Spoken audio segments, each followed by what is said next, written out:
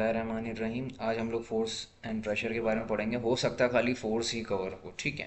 सो तो मैं आपको एक बात बताता चलूँ लेक्चर के स्टार्टिंग में ही कि फोर्स एक बहुत ही बड़ी ब्रॉड टर्म है, ठीक है।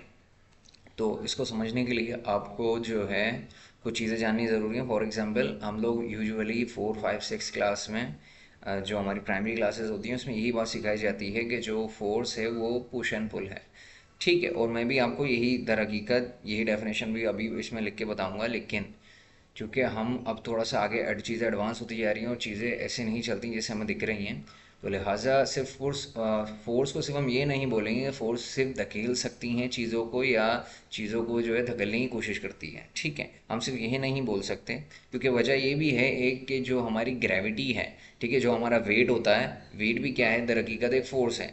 अब वो फोर्स क्या है कि जो हमारी जो वो है ग्रेविटेशनल फोर्स है, जो जिस भी ऑब्जेक्ट या मास को टूवर्ड्स द अर्थ सरफेस जो है वो खींचें, पुल करें, तो उससे बोलते हैं आप वेट, ठीक है ना।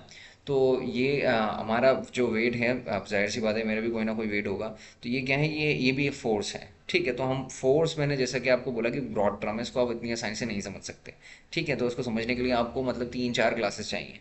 मैं आपको 3, 4 क्लासेस नहीं दे रहा, मैं बस आपको बेसिक्स कुछ पढ़ाऊंगा जिससे आपको ना थोड़ा सा आइडिया हो जाएगा कि फोर्स, या आपको एग्जाम में जाने से पहले पहले आप एक बार रिकॉल कर सकते हो कि ये चीज़ें होती हैं, ठीक है। सो फोर्स क्या है दर हकीकत, मैंने जैसा कि अभी आपको बता दिया, पुश एंड पुल। ये यहाँ पे एक ऑब्जेक्ट है, ठीक है, ये जो है ऑब्जेक्ट को पुल कर पुश कर रहा है, ठीक है, एक पर्सन है, ये पुश कर रहा है ऑब्जेक्ट को।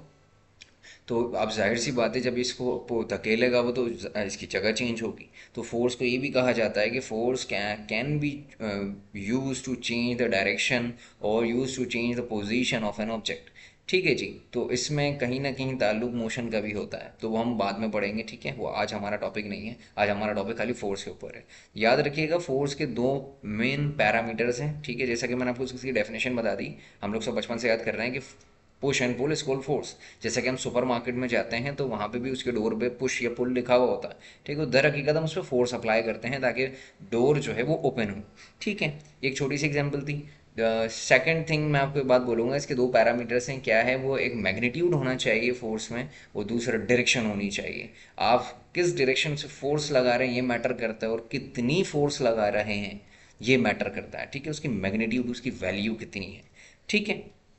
थर्ड थिंग ये है कि जो फोर्स है उसको न्यूटन में मेजर करते हैं, ठीक है। फर्स्ट इसकी डेफिनेशन हो गई, सेकंड मैग्नीट्यूड एंड डायरेक्शन है, और थर्ड जो है ये इसकी यूनिट क्या है, न्यूटन है, क्योंकि न्यूटन एक साइंटिस्ट था, उसने इसको डिस्कवर करा था, और ये जो कहानी है हम पता नहीं कितनी बार हम पढ़ चुके हैं, ठीक है। तो ये जो है बड़ी मशहूर है। खैर आगे चलते हैं। फोर्स की एक और मॉडर्न टर्म में जो हम फिज़िक्स के लेक्चर में जो हम चीज़ कवर करते हैं, फोर्स की जो डेफिनेशन है वो ये है कि एन एक्सटर्नल इन्फ्लुएंस, इन्फ्लुएंस कुछ भी हो सकता है, ठीक है। कोई भी चीज़ हो सकती है, मैं हूँ, एक ऑब्जेक्ट हो, या कोई भी जो है एयर हो सकती है, ठीक है। कोई भी चीज़ हो सकती है। An external influence that causes an object to accelerate, ठीक है। मॉडर्न टर्म में ये बात बोली जाती है कि जो आपका कोई फोर्स एक जो है एक्सटर्नल इन्फ्लुएंस है, ठीक है, वो क्या करेगा, किसी भी ऑब्जेक्ट को एक्सेलरेट करने का काम करेगा, ठीक है। याद रखिएगा, एक्सेलरेट करने का काम करेगा। मॉडर्न टर्म में, फिजिक्स की टर्म में मैं आपको बात बता रहा हूँ, ठीक है, फोर्स की जो डेफिनेशन है। खैर अब आगे चलते हैं। ये इसकी कुछ एग्जांपल्स हैं मेरे पास कि एक अभी ये कार्ड है, ठीक है, इसको आप पुश कर रहे हैं, जैसे हम सुपर मार्केट की मैं बात कर रहा था अभी। तो ये ट्रॉली है, ये इसको पुश कर रहे हैं, ठीक है। तो इसमें फोर्स लगा रहे हैं, देखें डायरेक्शन है, और इसका कोई ना कोई मैग्नीट्यूड भी होगा। इसी तरीके से सॉकर बॉल है, इस पर ये किक कर रहा है जो लड़का है, तो दर हकीकत ये भी कहीं ना कहीं फोर्स को यूज़ कर रहा है। इसी तरीके से वेगन है, वेगन को पुल कर रही है, ठीक है। और इसी तरीके से ये जो है ये बॉक्स को लिफ्ट कर रहे हैं, तो दर हकीकत ये भी क्या कर रहे हैं, फोर्स लगा रहे हैं। अब देखें, जल्दी से इसको भी समझ लेते हैं कि एक ऑब्जेक्ट है, ऑब्जेक्ट में कितनी किस्म की फोर्स जो है one time at a time में जो है वो लग रही होती है। तो आपको बताता चलूँ कि एक वक्त में, यानी कि वन टाइम के अंदर एक ऑब्जेक्ट के ऊपर मल्टीपल फोर्सेस एक्ट करती हैं। फर्स्ट तो होगी एक नॉर्मल फोर्स, ठीक है। सेकंड फोर्स होगी आपकी ग्रेविटी, ठीक है ना। अब जाहिर सी बात है, उसका जो मैंने भी आपको स्टार्टिंग में लेक्चर में बता दिया था कि वेट भी होता है हमारी, वो भी क्या है, वो भी एक फोर्स है। क्यों, ग्रेविटेशनल फोर्स की वजह से। सेकंड, सॉरी, थर्ड फोर्स, एक होगा नॉर्मल, दूसरी होगा ग्रेविटी, तीसरी है फ्रिक्शन, ठीक है ना। तो ये फ्रिक्शन क्या है, फ्रिक्शन भी एक फोर्स है जो सरफेस और जो ऑब्जेक्ट होता है उसके दरमियान में ड्रैग फोर्स होती है एक, उसे बोलते हैं फ्रिक्शन। ठीक है। और फोर्थ फोर्स है इसकी अप्लाइड फोर्स। ठीक है, यहाँ पे स्पेलिंग गलत हुई भी है, जो भी आप फोर्स अप्लाइड करने वाले हैं। ठीक है।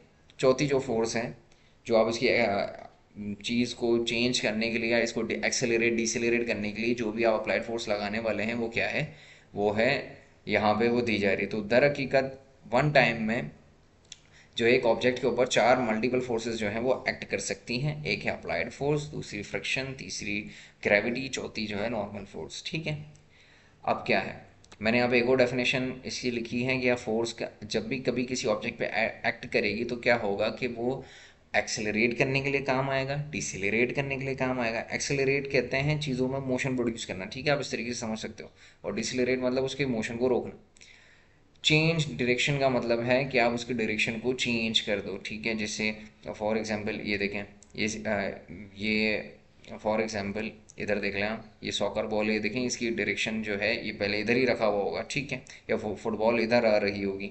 जैसे फीफा में आपने देखा होगा कभी बॉल को पास कर रहे होते हैं तो क्या है, जो फुटबॉलर है वो क्या करता है, सॉकर बॉल को हिट करता है उसकी डायरेक्शन चेंज करने के लिए। ठीक है, तो ये भी इसी तरीके से है। ठीक है, डायरेक्शन को चेंज करने के लिए, शेप को चेंज करने के लिए। खैर, अब आगे चलते हैं। मल्टीपल फोर्सेस एक्ट करती हैं सिंगल ऑब्जेक्ट के ऊपर, क्या होती हैं वो मैंने आपको बता दिया। अच्छा, अब सबसे लास्ट थिंग, उसके बाद लेक्चर क्लोज होगा और मैं नेक्स्ट लेक्चर की तरफ जाऊंगा।